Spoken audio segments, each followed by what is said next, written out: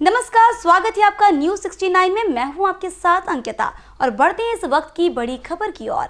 मध्य प्रदेश के विधि महाविद्यालयों में हो रही अनियमितताओं को लेकर महाकौशल लॉ स्टूडेंट एसोसिएशन ने एक बार फिर रानी दुर्गावती विश्वविद्यालय के कुलपति को ज्ञापन सौंपा है।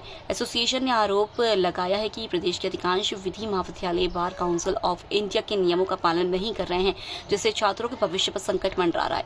एसोसिएशन के अध्यक्ष अंकुश चौधरी के नेतृत्व में सौंपे गए इस ज्ञापन में यह मांग की गई है कि विश्वविद्यालय से संबद्ध सभी विधि महाविद्यालयों की तत्काल जांच कराई जाए और दोषी संस्थानों पर सख्त कार्रवाई हो।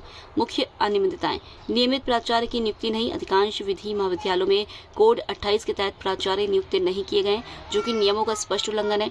शिक्षकों की भारी कमी। बीसीआई के नियमानुसार 40 छात्रों पर एक शिक्षक नियुक्त होना चाहिए, लेकिन कई महाविद्यालयों में एक भी योग्य शिक्षक नहीं है। पृथक भवन की अनुपलब्धता। कुछ संस्था एक ही भवन में कई कॉलेज संचालित करें, जबकि बीसीआई के अनुसार प्रत्येक विधि महाविद्यालय का स्वतंत्र भवन होना अनिवार्य है।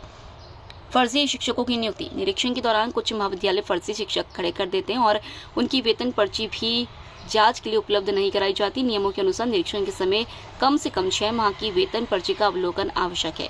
एसोसिएशन के सचिव राहुल अग्रिया और कोषाध्यक्ष हर्ष प्रताप सिंह ने कहा कि इन मुद्दों को लेकर 2 महीने पहले भी ज्ञापन सौंपा गया था, लेकिन अब तक कोई ठोस कार्रवाई नहीं हुई।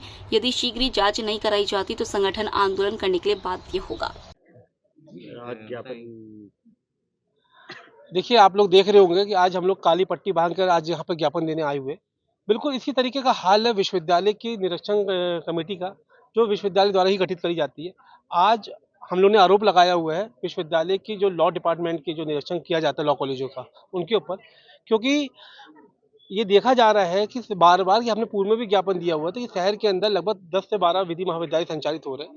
उन लॉ कॉलेजों को संचालित होने के लिए बार काउंसिल ऑफ इंडिया की नियम्स का पालन करना पड़ता है, लेकिन यहाँ पर ये हो रहा है कि एक तो बार काउंसिल ऑफ इंडिया का एक प्रमुख जो नियम है कि 28 कोड के प्रिंसिपल होना चाहिए, 28 कोड के 40 छात्रों में एक टीचर होना चाहिए और एक पर्सनल बिल्डिंग होनी चाहिए, लेकिन ये सारी चीज़ों के नियमों का उल्लंघन करके भी लॉ कॉलेज संचालित हो रहा है। इसमें सबसे बड़ा एक तो जो लापरवाही करी जा रही है विश्वविद्यालय के द्वारा गठित ही निरीक्षण कमेटी के द्वारा करी जा रही है, जो निरीक्षण करने जाते हैं और आंखों में काली पट्टी बांध के जा रहे हैं, हाथों में कैश के लिफाफे लेके आते हैं, जिसके कारण उनके ऊपर कोई कार्रवाई नहीं होती है और फर्जीवाड़ा तरीके से लॉ कॉलेज संचालित हो रहे हैं।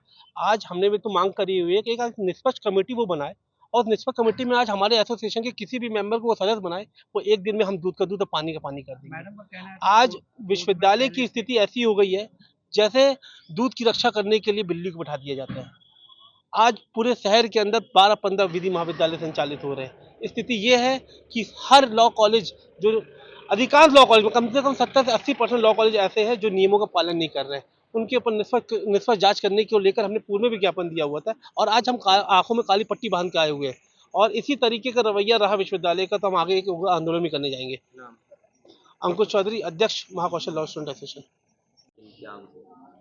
इन्होंने जो विधि महाविद्यालय है उनको लेके ज्ञापन सौंपा है, जहां पर उनकी कुछ समस्याएं हैं। उन्होंने कहा है कॉलेजेस में कुछ जो सुविधाएं हैं वो नहीं हैं, फैकल्टी के बारे में भी इन्होंने बोला है और एक विशेष कॉलेज के बारे में भी इनका एक ज्ञापन है।